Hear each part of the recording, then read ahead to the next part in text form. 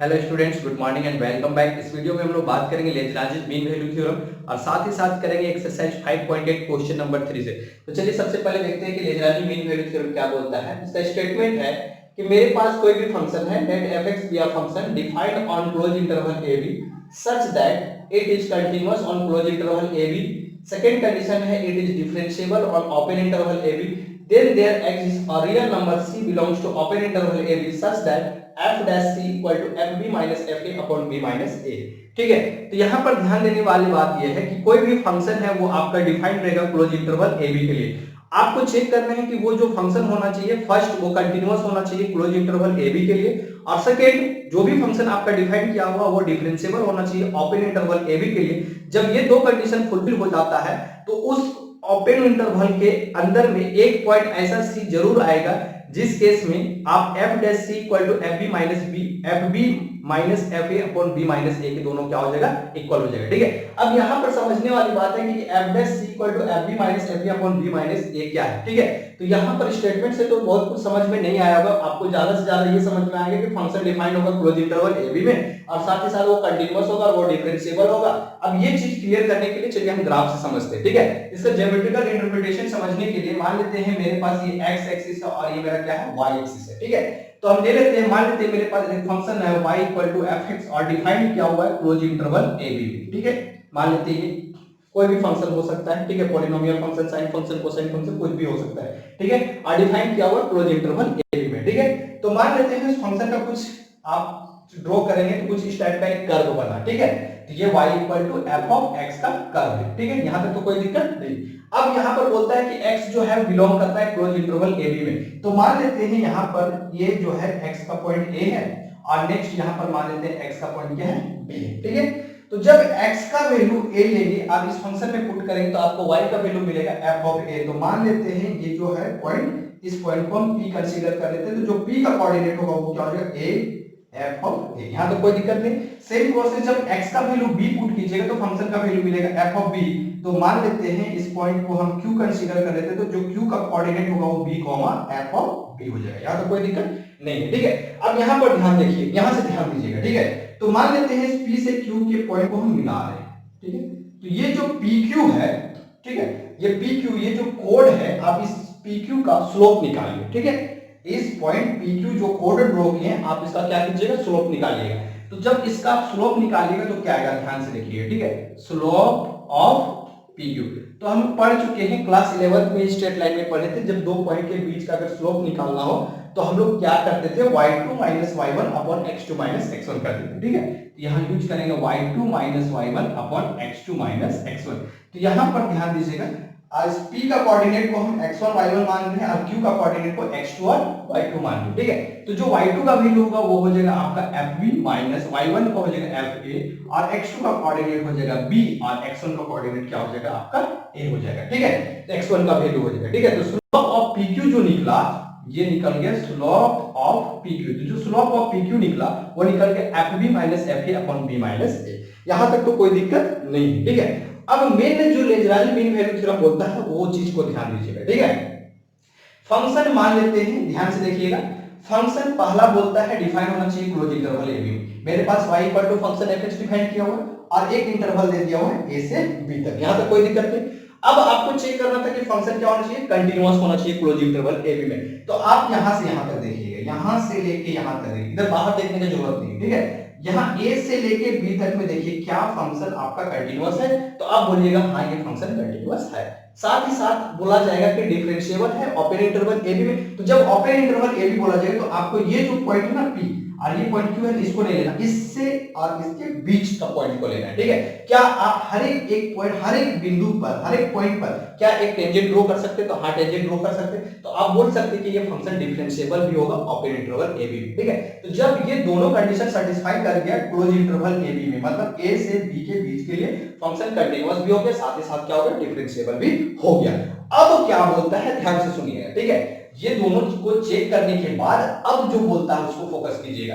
बोलता है then there exist a real number c belong करेगा open interval a b such that. कहने का मतलब है x इक्वल टू a और x इक्वल टू b, मतलब इस इंटरवल के बीच में एक पॉइंट सी ऐसा आएगा, मान लेते हैं एक पॉइंट सी यहां कंसीडर कर लेते हैं, ठीक है, x इक्वल टू सी, इस x इक्वल टू से ले ली और ये सी कहां पर है, इंटरवल a और b के बीच में, ठीक है। तो एक पॉइंट सी ऐसा आएगा, बोलता है सच दैट कि f dash c equal to fb minus fa upon b minus a, मतलब इस point x equal to c लीजिएगा, तो मान लेते हैं x इक्वल टू c को फंक्शन में पुट करते हैं, तो यहां पर आपको वैल्यू मिलता है, मान लेते हैं c f ऑफ c मिलेगा, हाँ तो कोई दिक्कत नहीं, ठीक है। तो इसका नाम दे देते हैं, मान लेते हैं r, ठीक है, कोई दिक्कत नहीं। तो बोलता है कि इस r पॉइंट पर अगर आप टेंजेंट ड्रॉ करें, इस r पॉइंट पर अगर आप टेंजेंट ड्रॉ करें, यहां का पॉइंट है x इक्वल टू c, तो फंक्शन का वैल्यू क्या आएगा, f ऑफ c। तो इस r पॉइंट पर अगर आप टेंजेंट ड्रॉ कीजिएगा, तो ये जो टेंजेंट होगा वो स्लोप ऑफ PQ के क्या आएगा, इक्वल आएगा, ठीक है। ये चीज को ध्यान रखिएगा, या इसको इस तरह से भी समझिए, मान लेते हैं इस लाइन को हम आगे तक बढ़ाते हैं, तो ध्यान दीजिएगा ये x एक्सिस के साथ कुछ एंगल बना रहा है ना, ठीक है। तो मान लेते हैं ये x एक्सिस के साथ थीटा एंगल बना रहा है, कितना एंगल बना रहा है, थीटा एंगल बना रहा है, ठीक है, यहां तक तो समझ गए। और जो स्लोप होता है या टेंजेंट होता है वो tan थीटा होता है, तो tan थीटा का कुछ ना कुछ तो वैल्यू आएगा, ठीक है। उसी तरह से इस पॉइंट पर अगर आप टेंजेंट ड्रॉ कीजिए, तो मान लीजिए वैल्यू कितना है, थीटा, ठीक है। सेम प्रोसेस इस लाइन को भी मान लेते हैं यहां तक बढ़ाएं, अब इस x एक्सिस के पैरेलल, इस x एक्सिस के पैरेलल एक लाइन ड्रॉ कर रहे हैं, ठीक है, और यहां से एक ट्रायंगल का शेप बना रहे हैं, मान लेते हैं इस पॉइंट का नाम देते हैं S, ठीक है।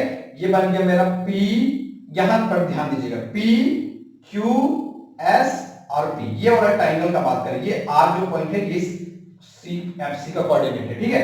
आप ये ट्रायंगल को ध्यान दीजिएगा, ठीक है। अब ध्यान दीजिएगा ये x एक्सिस के, ये जो PS है वो किसके पैरेलल है, x एक्सिस के, तो यहां पर भी ये कुछ ना कुछ एंगल बनाएगा, तो ये जो एंगल बनाएगा x एक्सिस के क्या है, पैरेलल है, तो ये जो एंगल बनाएगा यहां पर भी जो एंगल बनाएगा वो क्या बनाएगा, थीटा ही बनाएगा। ऐसा नहीं कि यहां पर थीटा बना रहा है तो यहां क्या हो जाएगा, थीटा 1, कहने का मतलब यहां अगर 30 डिग्री बनाएगा तो यहां भी एंगल कितना होगा, 30 डिग्री, अगर ये 45 होगा तो ये भी क्या होगा, 45 होगा, ठीक है। मतलब दोनों का जो वैल्यू आएगा वो हमेशा क्या आएगा, सेम आएगा।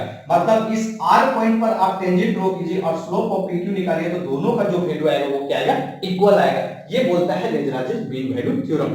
अब यहां पर कंडीशन क्या है कि ध्यान से सुनिएगा, क्या A से B के बीच में सिर्फ एक ही पॉइंट ऐसा सी मिल सकता है कि जहां पर टेंजेंट ड्रॉ कीजिएगा और स्लोप बनाइएगा तो क्या दोनों इक्वल आएगा, तो ऐसा कोई जरूरी नहीं है, यहां पर एक से ज्यादा पॉइंट भी मिल सकता है, वो कर्व पे डिपेंड करता है कि वो कर्व। नंबर 3 है, क्वेश्चन नंबर 3 आपको क्या बोलता है, सिंपल सा क्वेश्चन है, आपके लिए एक फंक्शन डिफाइन किया हुआ है, ठीक है, fx, और वो डिफाइन किया है क्लोज इंटरवल -5 to 5, क्लियर है। जब क्लोज इंटरवल -5 to 5 का कोई भी वैल्यू अगर आप फंक्शन में पुट कीजिएगा तो हमेशा आपको एक रियल नंबर मिलेगा, ठीक है। और बोलता है कि वो जो फंक्शन है वो आपका डिफरेंशिएबल फंक्शन है, और एक कंडीशन यहां पर गिवन है कि f dash x does not vanish anywhere. f dash x does not vanish anywhere का मतलब है कि f डैश x का वैल्यू कभी भी जीरो नहीं हो सकता है। तो हमको प्रूफ करके लाना है कि f of -5 not equal to f of 5 होना चाहिए, मतलब fa is not equal to fb आना चाहिए, ठीक है। तो इस क्वेश्चन को करने से पहले आपके दिमाग में हमेशा ये चीज होना चाहिए कि कोई भी डिफरेंशिएबल फंक्शन, हमेशा याद रखिएगा, कोई भी डिफरेंशिएबल फंक्शन अगर डिफाइन किया हुआ क्लोज इंटरवल ab के लिए तो हमेशा कंटीन्यूअस जरूर होता है, ठीक है। तो आपका जो भी फंक्शन यहां डिफाइन किया हुआ है क्लोज इंटरवल -5 to 5, वो बोलता है क्या है, डिफरेंशिएबल है। तो जब वो फंक्शन डिफरेंशिएबल है तो 100% श्योर रहिए कि वो कंटीन्यूअस भी आपको गिवन है, ठीक है। तो इसका सॉल्यूशन आप कैसे कीजिएगा, तो ध्यान से देखिएगा, ठीक है। तो यहां पर लिखिएगा इट इज गिवन दैट, ठीक है, f close interval -5 to 5 tends to R is a differentiable function, is a differentiable function। जब a differentiable function है तो आप क्या लिखिएगा, since we know that every differentiable function, simply इसको di डबल f लिख दे शॉर्ट में, ठीक है, every differentiable function is continuous function on close interval ab, मतलब जिस इंटरवल के लिए वो डिफाइन होगा। तो यहाँ -5 to 5 के लिए है तो आप -5 to 5 लिख सकते, कोई दिक्कत नहीं, ठीक है। तो आप क्या लिख सकते हैं, therefore function close interval -5 to 5 is a continuous function. यहां तक तो कोई दिक्कत नहीं, क्योंकि आपको गिवन है कि जो भी फंक्शन है वो आपका डिफरेंशिएबल फंक्शन है, यहां तो कोई दिक्कत नहीं, ठीक है। और हम लोग जानते हैं कि जो भी डिफरेंशिएबल फंक्शन होता है वो कंटीन्यूअस होता है क्लोज इंटरवल ए बी के लिए। तो हम लिख सकते हैं देयरफॉर जो फंक्शन डिफाइन किया गया है, ठीक है, वो भी मेरा क्या होगा, कंटीन्यूअस फंक्शन होगा। यहां पर कोई दिक्कत नहीं, ठीक है, ये तो चीज तो क्लियर हो गया। अब जो मेन फोकस करना है उस पर ध्यान दीजिएगा। लेग्रांजे मीन वैल्यू थ्योरम क्या बोलता है, पहला कि फंक्शन आपका कंटीन्यूअस होना चाहिए। तो चूंकि डिफरेंशिएबल गिवन था तो कंटीन्यूअस तो हो गया, फर्स्ट स्टेटमेंट तो कंप्लीट है कि फंक्शन कंटीन्यूअस है क्लोज इंटरवल के लिए, ठीक है। साथ ही साथ सेकंड कंडीशन बोलता है कि फंक्शन डिफरेंशिएबल होना चाहिए, ठीक है। तो फंक्शन हमको डिफरेंशिएबल गिवन है, दो कंडीशन तो सिंपलीफाई मतलब दे ही दिया है, समझिए एक तरह से, ठीक है। दो कंडीशन तो फुलफिल हो गया। तो जब दो कंडीशन सेटिस्फाई कर जाता है तो आप लेग्रांजे मीन वैल्यू थ्योरम लगाने के लिए एप्लीकेबल हो जाते हैं, ठीक है। तो अब हम लगाएंगे यहां पर कौन सा theorem, Lagrange mean value theorem.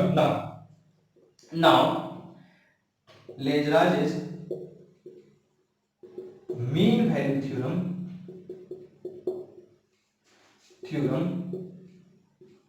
states that there exists a real number c belongs to open interval a comma b such that f dash c equal to fb minus fa upon b minus a होना चाहिए। यहां तक तो कोई दिक्कत नहीं, ये just Lagrange mean value theorem का है, जब एप्लीकेबल होता है तो इसको लगाना है, क्लियर है।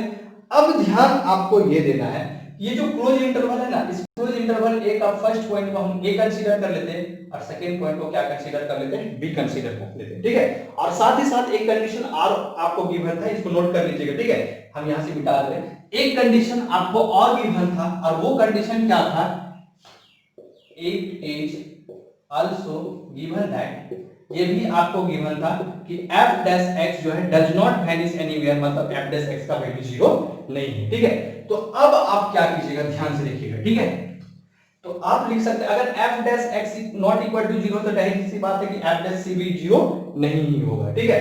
तो आप लिख सकते हैं कि f dash c equal to fb का वैल्यू क्या आएगा, तो f ऑफ 5 होगा, b की जगह क्या रखेंगे 5 रखेंगे, ठीक है, माइनस fa a की जगह क्या रखेंगे -5 और डिवाइडेड बाय यहां जगह b की जगह रखेंगे 5, फिर माइनस a की जगह रखेंगे -5, क्लियर हो गया। इसको आप सिंपलीफाई कीजिएगा तो सिंपलीफाई करने से क्या आएगा, ध्यान से देखिएगा, ठीक है। यहां हो जाएगा आपका f dash c equal to f5 minus f of -5 divided by ये माइनस माइनस प्लस हो जाएगा 10, इस 10 को इधर लेके जाइएगा तो 10 of f dash c equal to f of 5 minus f of -5। यहां तक तो कोई दिक्कत नहीं। अब ध्यान दीजिए यहां पर गिवन है क्या कि f डैश x 0 कभी नहीं हो सकता है, ठीक है। तो जब f डैश x कभी 0 नहीं हो सकता है तो जाहिर सी बात है कि 10 ऑफ f डैश c ये भी कभी 0 नहीं हो सकता, ठीक है। तो यहां लिखेंगे सिंस f डैश x या f dash c is not equal to 0 तो therefore 10 of f dash c ये भी नॉट इक्वल टू 0 होगा, क्लियर है। तो ध्यान से देखिए जब ये 0 के इक्वल नहीं है, 10 ऑफ f डैश c 0 के इक्वल नहीं है, तो f of minus f of 5 minus f of -5 ये भी 0 के इक्वल नहीं होगा। जब ये 0 के इक्वल नहीं है तो आप लिख सकते हैं f of 5 is not equal to f of -5, clear है, या फिर f of -5 is not equal to f of 5। तो आई होप कि आपको ये क्वेश्चन क्लियर हो गया होगा, ठीक है। चलिए नेक्स्ट बात करते हैं क्वेश्चन नंबर 4। क्वेश्चन नंबर 4 है हम लोगों के पास, verify mean value theorem if fx equal to x² - 4x - 3 in the interval close interval ab where a equal to 1 and b equal to 4 है, ठीक है। तो हमको यहां पर दिखाना है कि ये लेग्रांजे मीन वैल्यू थ्योरम इसमें वेरीफाई करवाना है, ठीक है। तो ध्यान से देखिएगा इस क्वेश्चन को, इसका सॉल्यूशन कैसे होगा, ठीक है। क्योंकि आपको पता है कि ये जो फंक्शन डिफाइन किया हुआ है, ये ध्यान से देखिए ये कैसा फंक्शन है, तो आप बोलिएगा पॉलिनोमियल फंक्शन है, ठीक है। तो इससे पहले वाले वीडियो में भी हम बता चुके थे कि जो भी पॉलिनोमियल फंक्शन होता है वो कंटीन्यूअस होता है, साथ ही साथ क्या होता है डिफरेंशिएबल भी होता है, ठीक है। तो अब इसका सॉल्यूशन कैसे लिखिएगा, द गिवन फंक्शन आपके पास क्या है उसको लिख लीजिए, ठीक है। Given function f of x equal to क्या है x² - 4x - 3, ठीक है। क्या लिखिएगा the given function fx equal to x square minus 4x minus 3 is a polynomial function. इसको लिख सकते हैं इज अ पॉलिनोमियल फंक्शन। यहां तक तो कोई दिक्कत नहीं होना चाहिए, ठीक है, ये चीज क्लियर है। अब इसके बाद क्या लिखिएगा, देयरफॉर कोई भी पॉलिनोमियल फंक्शन क्या होता है, कंटीन्यूअस होता है, ठीक है। Therefore the function fx is continuous, fx is continuous on close interval a b, और a की जगह 1 और 4 है तो यहां पर लिखिएगा आप डायरेक्ट 1 और 4, and also it is differentiable on open interval 1,4। तो लेग्रांजियन मीन वैल्यू थ्योरम क्या बोलता था कि कोई भी फंक्शन अगर आपका कंटीन्यूअस और डिफरेंशिएबल हो जाता है तो इस इंटरवल के बीच में एक पॉइंट सी आता है, मतलब 1 और 4 के बीच में एक पॉइंट सी ऐसा आएगा जहां पर f dash c equal to fb minus fa upon b minus a होना चाहिए, ठीक है। तो अब क्या अप्लाई कीजिएगा, mean value theorem. Now by simply इस तरह से लिख रहे, ध्यान से देखिएगा, LMVT मतलब लेग्रांजियन मीन वैल्यू थ्योरम, ठीक है। नाउ या इस तरह से लिखिए, now Lagrangian mean value theorem states that there exists a real number c belongs to open interval ab की जगह क्या लिखिएगा 1 और 4, ठीक है, such that f dash c equal to fb minus fa upon b minus a होना चाहिए, ठीक है। ये बोलता है लेग्रांजियन मीन वैल्यू थ्योरम। अब यहां ध्यान देना है, हमको क्या चाहिए, fb का वैल्यू चाहिए, fa का चाहिए, b माइनस a का चाहिए और f डैश c का चाहिए, ठीक है। अब इस सब वैल्यू को आप चाहें तो यहां पर निकाल के डायरेक्ट बैठा दीजिए या फिर आप साइड में कर लीजिए, कोई दिक्कत नहीं, ठीक है। तो चलिए सबसे पहले हम निकालते हैं f डैश c। तो f डैश c निकालने के लिए हमको क्या करना पड़ेगा, इस फंक्शन को क्या करना पड़ेगा, डिफरेंशिएट करना पड़ेगा, ठीक है। तो डिफरेंशिएट करते हैं, now f dash x equal to क्या होगा, तो x स्क्वायर का डिफरेंशिएशन 2x और 4x का कितना होगा -4, तो ये निकल गया f डैश x का वैल्यू, ठीक है। एंड यहां पर निकाल लीजिए fb का वैल्यू, b मेरा क्या है 4 है, तो f4 का वैल्यू क्या आएगा, तो यहां 4 पुट कीजिएगा तो कितना आएगा 16, माइनस यहां 4 पुट कीजिए 16 और यहां -3, तो ये 16 कैंसिल -3 आएगा, ठीक है। और साथ ही साथ fb निकल गया। अब हम निकालेंगे fa, ठीक है, fb निकल गया, ठीक है। अब fa a की जगह क्या रखेंगे 1, तो यहां पर हो जाएगा 1 का स्क्वायर 1 -4 × 1 -3, तो ध्यान दीजिए यहां पर ये कितना हो जाएगा -4 और -3 -7, और -7 में से 1 सब्ट्रैक्ट करेंगे क्या देंगे -6, तो यहां तक निकल के साथ ही साथ b - a यहां निकाल सकते हैं, b का वैल्यू 4 और 1 तो 4 - 1 होगा, ठीक है। यहां तक क्लियर हो गया। अब यहां पर ध्यान दीजिएगा f dash c, f dash x का वैल्यू क्या है 2x - 4, तो f डैश c का वैल्यू कितना हो जाएगा 2c - 4 इक्वल टू fb का वैल्यू कितना है, fb आपका वैल्यू आया -3, फिर माइनस fa का वैल्यू कितना है -6 अपॉन फिर b का वैल्यू है आपका 4 और 4 में से 1 घटा देना आपको, ठीक है। तो यहां से निकल जाएगा 2c - 4 इक्वल टू माइनस और माइनस यहां प्लस हो जाएगा, 6 में से 3 घटेगा कितना हो जाएगा 3, और यहां से 3 यहां से कैंसिल आउट हो जाएगा, तो 2c - 4 इक्वल टू 1, तो 2c इक्वल टू 4 को धर लीजिएगा तो 5, तो फाइनली c का वैल्यू आपको मिल जाएगा 5/2। अब ये देखना है कि ये जो 5/2 है ना आपका इस इंटरवल के बीच में है या नहीं, ये याद रखना है, ओपन इंटरवल लेना है, ठीक है। c बिलोंग करता है ओपन इंटरवल में, तो आप देखिएगा c का जो वैल्यू 5/2 है वो ओपन इंटरवल 1 और 4 के बीच में है, ठीक है। तो यहां पर आपका लेग्रांजियन मीन वैल्यू थ्योरम क्या होता है, सेटिस्फाई हो जाता है। मतलब इस इंटरवल के बीच में एक पॉइंट c है जो 5/2 है, उस 5/2 से अगर आप टेंजेंट ड्रॉ कीजिएगा तो इस कर्व का जो भी 1 और 4 के बीच का इंटरवल के बीच में अगर स्लोप ड्रॉ कीजिएगा और इस पॉइंट पे टेंजेंट ड्रॉ कीजिएगा, वो दोनों का वैल्यू क्या आएगा, सेम आएगा, ठीक है।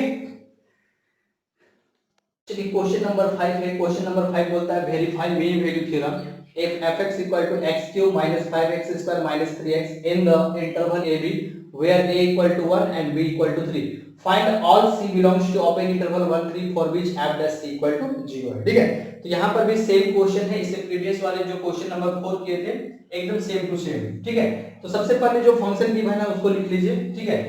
द गिवन फंक्शन जो गिवन है वो क्या गिवन है, f of x equal to है x³ minus 5x² minus 3x। ठीक है, अब आप इस फंक्शन को देखने के बाद क्या बोलिएगा, ये कैसा फंक्शन है, तो पॉलिनोमियल फंक्शन है। ठीक है, तो जब कोई भी पॉलिनोमियल फंक्शन होता है तो वो क्या होता है, कंटीन्यूअस भी होता है, साथ ही साथ क्या होता है, डिफरेंशिएबल भी होता है। तो आप लिख सकते हैं द गिवन फंक्शन fx बराबर x³ minus 5x² minus 3x, क्या लिख सकते हैं, इज अ पॉलिनोमियल फंक्शन। ठीक है, polynomial function, therefore it is continuous, it is continuous on close interval 1 to 3 लिख सकते हैं। ठीक है, close interval 1 3 and also it is differentiable function on open interval 1 3। ठीक है, जब फंक्शन कंटिन्यूअस हो जाता है साथ ही साथ डिफरेंशिएबल हो जाता है तो आप क्या लिखते हैं, एक पॉइंट ऐसा आता है दोनों के बीच में, मतलब जो लेजराजिन मीन वैल्यू थ्योरम बोलता है, एक पॉइंट सी ऐसा आता है जहां पर f डैश इक्वल टू क्या होना चाहिए, fb minus fk upon b minus c होना चाहिए। ठीक है, तो नाउ आप अप्लाई कर सकते हैं, now Lagrange's mean value theorem states that there exists a real number c belongs to open interval 1 3 such that f dash c equal to fb minus fa upon क्या होना चाहिए, b माइनस a होना चाहिए। ठीक है, तो अब 1 bye 1 निकालिए, पहले f डैश c चाहिए, फिर fb चाहिए, फिर fa चाहिए, फिर b माइनस a चाहिए। ठीक है, तो पहले f डैश x निकालिए, मतलब जो भी फंक्शन गिवन है आप उसको क्या कर दीजिएगा, डिफरेंशिएट कीजिएगा। तो f डैश x का वैल्यू क्या मिलेगा, तो x³ का डिफरेंशिएशन 3x² माइनस 5x² का कितना आएगा 10x और माइनस 3x का कितना आएगा माइनस 3। यहां तक कोई दिक्कत नहीं। नेक्स्ट है fb का वैल्यू, b का वैल्यू है आपको 3, तो f3 का वैल्यू चाहिए। ठीक है, f3 का वैल्यू आप 3 पुट कीजिएगा तो 3 का क्यूब कीजिएगा तो कितना आएगा 27 माइनस यहां 3 का स्क्वायर 9 और 9 into 5 कितना हो जाएगा 45, फिर माइनस 3 क्या हो जाएगा into 9। इसको आप सिंपलीफाई कीजिएगा तो फाइनली जो रिजल्ट आएगा, ध्यान से देखिएगा, 27, ठीक है, यहाँ 45 और यहाँ -9 है, तो माइनस और माइनस प्लस 45 और यहाँ पर 9, ये दोनों को ऐड कीजिएगा तो आपका रिजल्ट कितना आएगा 54, और -54 को अगर 27 के साथ सब्ट्रैक्ट कीजिएगा तो रिजल्ट क्या आएगा -27। ठीक है, ये निकल के आपका f3 का वैल्यू। नेक्स्ट बात करते हैं हम f1 का वैल्यू। ठीक है, f1 का वैल्यू जब यहाँ 1 पुट कीजिएगा तो 1 का क्यूब 1 आएगा, माइनस यहाँ पर 5, फिर यहाँ पर क्या आएगा -3, तो यहाँ पर आपको रिजल्ट आएगा माइनस और माइनस प्लस -8, -8 में से घटाएंगे तो रिजल्ट क्या आएगा -7। ठीक है, तो fb का वैल्यू निकल गया, fa का वैल्यू निकल गया, f डैश x का वैल्यू निकल गया। सारा वैल्यू को कहां पुट करना है, इस f dash c equal to fb minus fa में। ठीक है, तो यहाँ पर पुट करने के बाद देखते हैं क्या रिजल्ट आता है आपका। ठीक है, तो आप पुट कीजिए, f डैश c की जगह क्या लिखिएगा 3c² minus 10c minus 3 equal to fb की जगह पे आप रखिएगा -27, फिर माइनस fa की जगह रखिएगा -7 अपॉन, फिर b की जगह पे आप रखिएगा 3, फिर a की जगह रखिएगा 2, यहाँ 1 3c² minus 10c minus 3 equal to, ये हो जाएगा माइनस और माइनस कितना हो जाएगा प्लस, और इसको माइनस की जगह कितना हो जाएगा -20 और ये हो जाएगा 2, यहाँ से सब्ट्रैक्ट कटेगा तो -10 हो जाएगा। ठीक है, इसके आगे आप खुद से भी सिंपलीफाई कर सकते हैं, 3c² minus 10c equal to, ये हो जाएगा -10 और इस -3 को उधर ले जाए। अच्छा चलिए इधर कर देते हैं, -3 इस -10 को इधर ले जाए, प्लस 10 इक्वल टू क्या हो जाएगा 0, यहाँ हो जाएगा 3c² माइनस 10c, यहाँ से हो जाएगा आपका +7 इक्वल टू 0। अब यहाँ से c का वैल्यू फाइंड करना है। ठीक है, तो c का वैल्यू आप ये जान सकते हैं कि ये जो इक्वेशन है वो आपका क्वाड्रेटिक इक्वेशन जो क्लास 10th में सिंपलीफाई करके सेम प्रोसेस है। ठीक है, ये दोनों को मल्टीप्लाई कीजिएगा 21, अब लाना है 10। ठीक है, तो सिंपलीफाई कीजिएगा तो 3c² माइनस, आप इसको क्या लिख सकते हैं 7c माइनस 3c लिख सकते हैं, और +7 इक्वल टू कितना हो जाएगा 0, यहाँ से तो c कॉमन आ जाएगा तो यहाँ हो जाएगा 3c माइनस 7, और यहाँ से -1 कॉमन लेंगे तो 3c माइनस 7 इक्वल टू क्या हो जाएगा 0। तो यहाँ फाइनल रिजल्ट आपको मिल जाएगा, एक मिल जाएगा c माइनस 1 और दूसरा मिल जाएगा 3c माइनस 7 इक्वल टू 0। तो फाइनली c का वैल्यू एक मिलेगा 1 और दूसरा वैल्यू मिल जाएगा 3c माइनस 7 इक्वल टू 0 की जगह, तो आपको रिजल्ट मिल जाएगा 7/3। अब आपको चेक करना है कि क्या ये दोनों वैल्यू इस इंटरवल के बीच में है, मतलब 1 और 3 के बीच में। ठीक है, तो आप देखिएगा कि ये जो 1 है ना, ये 1 अब दिमाग यहाँ पर लगाइए, ठीक है। क्या ये 1 जो है इस इंटरवल के बीच में आएगा, 1 और 3 के बीच में? 1 तो नहीं आएगा। ओपन इंटरवल बोला है, ओपन इंटरवल में 1 इंक्लूड नहीं होगा, याद रखिएगा, ठीक है। क्लोज इंटरवल होता तो 1 इंक्लूड होता, तो यहाँ पर 1 इंक्लूड नहीं करेंगे। अब दूसरी बात है, क्या ये 7/3 आएगा? तो आप बोलिएगा कि हाँ 7/3 जो है ना वो बिलोंग कर रहा है 1/3 पर, बट ये c = 1 बिलोंग नहीं कर रहा है, ठीक है। तो आपका फाइनल जो रिजल्ट होगा c का जो वैल्यू है वो कितना आएगा, 7/3 होगा, 1 नहीं आएगा, ठीक है। आप आंसर में क्या लिखिएगा, 7/3 लिखिएगा। क्लियर हो गया? तो आज की इस वीडियो में इतना ही। अगर आपको ये वीडियो अच्छा लगा होगा तो ज्यादा से ज्यादा लाइक, शेयर और सब्सक्राइब कीजिएगा। Thank you.